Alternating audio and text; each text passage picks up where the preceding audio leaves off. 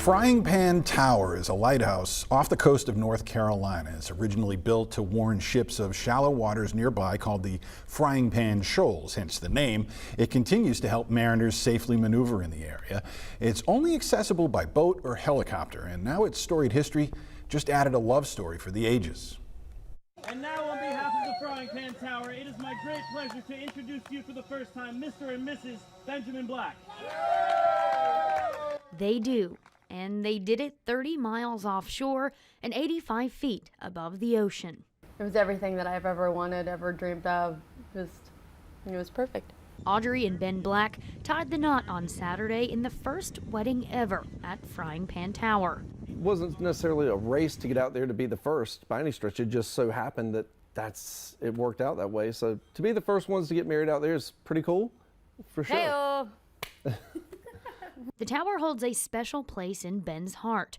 1 year ago to the day of the wedding, he sat on the helipad and prayed that his soulmate be placed in his life.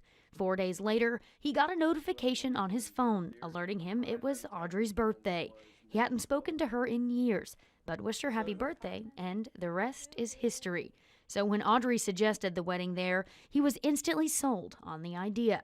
And at 7:20 p.m. on Saturday, she walked out onto the helipad for the most special day. I know my heart skipped a few beats, and she was absolutely the most beautifully stunning woman I'd ever laid my eyes on. Photographer Jeff Wenzel with Above Topsail Portrait Studio was charged with capturing the magic. To be able to capture it, but more importantly for those images to be seen by them, by their children, by their relatives, their friends. It's so important to me to not only capture the story, but for them to be able to display it and see it. Wenzel is working on the final product, but it's without a doubt going to be a beautiful story told. It's such an honor to be able to be part of capturing that. This is exactly what we wanted. This is the perfect way to start things off and for us to, to start our future together.